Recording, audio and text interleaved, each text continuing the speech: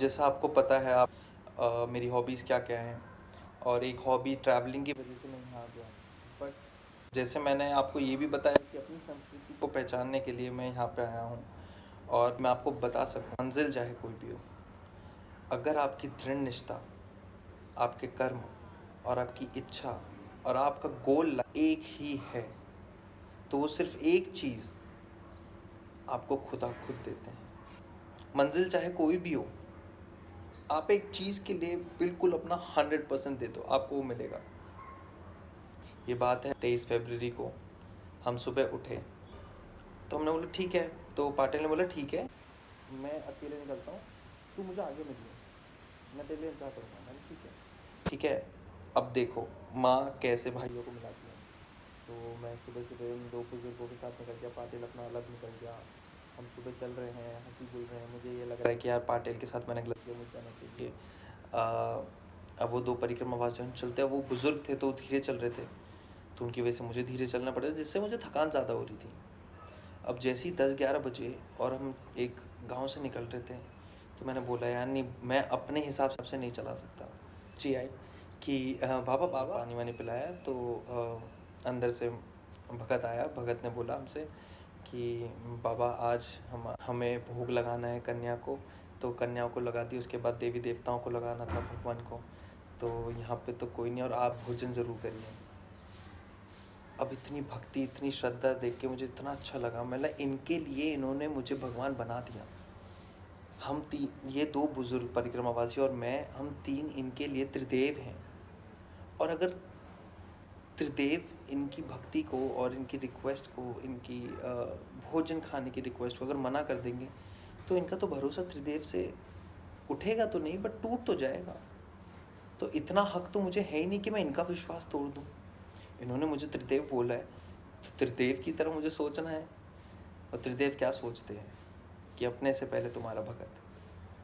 तो उन्होंने बोला, मैंने उनको रोका, मैंने बिल्कुल हम भोजन करेंगे। हमने भोजन किया, बहुत ही स्वादिष्ट भोजन था, बहुत ही स्वादिष्ट। इतने दिन बाद हलवा खाने को हो।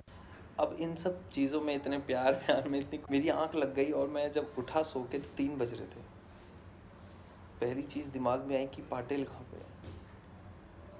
अब मैंने उनको बोला परिक्रमावासियों की, मैंने उठो बोले, अब तो तुम उठो, अब चलना है। तो उन्होंने बोला ठीक है। वो चलने शुरू हो गए। अब मैं थोड़ा सा घबरा सा रहा था, मैंने पर ठीक है, ये घबराहट मुझे होती नहीं है, बट उस टाइम पे हल्की सी हुई। तो मुझे लगा यार ये क्या मतलब है, परिक्रमा में हम चल मिल लेंगे, अपने अपने कर्म में इतना क्या मुंह लगाना। अब चलते रहे 5 बज गए। अब जैसे ही 5:30 बजे दिन ढलना शुरू हो गया, शाम हो गई, तो मुझे थोड़ा डर सा लगा, पकड़ नहीं पा रहा। तो 6 बज गए, सूरज ढल गया। मुझे भी रुकना है, क्योंकि मैया के रथ अंधेरे में नहीं चलते। सारे परिक्रमवासी, आप इन्हें रोक लीजिए और मैं इनको बोल दीजिएगा मैं आगे चला गया, मैं आगे रुक जाऊंगा। तो उन्होंने बोला ठीक है। तो उन्होंने उनको रोक लिया और मैं चला गया आगे। अब आगे आगे चलते गया, तो एकदम नर्मदा तट पे पहुंचा। नर्मदा तट पे ही, थार पतार से कुछ किलोमीटर पहले, मैं बिल्कुल तट पे पहुंचा, और एकदम मंदिर पे भंडारा हो रहा था। और बाबा यहीं रुक जाओ, परिक्रमावासी यहीं रुक जाओ रात को। मैंने बोला नहीं बाबा, मैं बस पहुंच गया थार पतार। कितनी दूर है? उन्होंने बोला बस अगला गाँव वही है। तो मैंने बोला बस मैं वहीं रुकूंगा अब जाके। और ये कहते ही मैं निकल गया। अब जैसे ही मैं आगे निकला, एकदम अंधेरा हो गया, दिखना मुझे धीरे धीरे बंद हो गया। मुझे बस अब माँ के चलने की आवाज़, वो जल जब धरती पर चलता है तो उसकी आवाज़ आ रही थी। मैंने यार बगल में से मैया तो बिल्कुल बगल में है, तो जा तो मैं बिल्कुल सही रहा हूँ, पर मुझे दिख कुछ नहीं रहा। तो मुझे डर ये था कि जब भी मैं कदम रख रहा था, कभी पत्थर से टकरा रहे थे, कभी पेड़ से, कभी पत्तियों से। तो मुझे पता नहीं था आगे क्या है। तो मैं कहीं चोट ना लग जाए। और अब अंदर से दिल की धड़कनें बढ़नी शुरू हो गई कि अब मैं पीछे जा नहीं सकता परिक्रमा पे, आगे मैं पहुंच नहीं पा रहा हूँ। मैं अंधेरे में यहाँ रुक नहीं सकते, पूरी रात कैसे काटनी है, मतलब आरती करनी है मैया। घबराहट चलती थी। मैं चलो कोई नहीं, मैं चलता रहता हूँ मैया के साथ साथ, आगे चलता रहता हूँ। आज गलती हो गई। अब चल रहे हैं। अब मुझे एकदम देखा छोटा सा मकान, मैंने वहाँ जाके देखा, वो ट्यूबवेल थी। मैंने यार ये भी ट्यूबवेल है। अब मैं अंधेरे में जा रहा हूँ, तो बस मैंने एक आवाज़ मारी,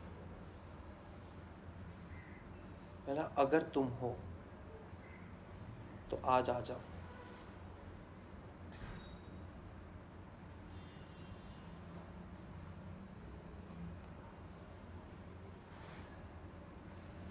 बहुत प्यारे, बुलाओगे तो ज़रूर आते हैं। मैं थोड़ा इमोशनल हो जाता हूँ। बुलाओगे तो ज़रूर आते हैं। एकदम अंधेरे में से एकदम एक परछाई कूदी, छोटी हाइट, जटाएं लंबी लंबी। मुझे उन्हें पीछे से दिख रहा था कि जटाएं हैं लंबी, क्योंकि वो चलते वक्त उनके बाल बाल हिल रहे थे, और हाथ में उन्होंने अपना दंड ले रखा था, उसके ऊपर त्रिशूल था, और छोटी हाइट थी उनकी। उन्होंने एकदम बोला है, थार पतार जा रहे हो, मेरे पीछे पीछे आ जा। अब वो धीरे धीरे जो चल रहे थे अंधेरे में, वो तेज तेज चलने लग गए। अब अंधेरे में मुझे नहीं पता चल रहा कि कितने तेज जा रहे हैं वो।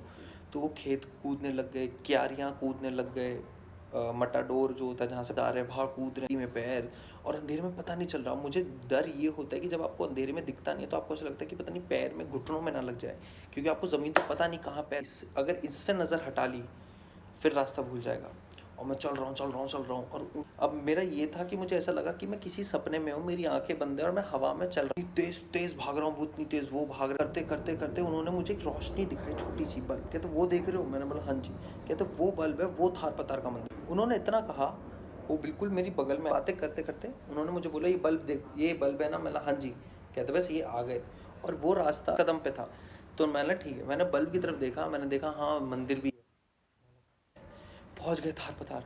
मैंने शुक्रिया किया, और वो था नहीं। आप भोले वहाँ थे नहीं, वो गायब। मैं मंदिर गया, मैंने वहाँ देखा, जैसी सबसे पहली शक्ल मुझे कुणाल की दिखी।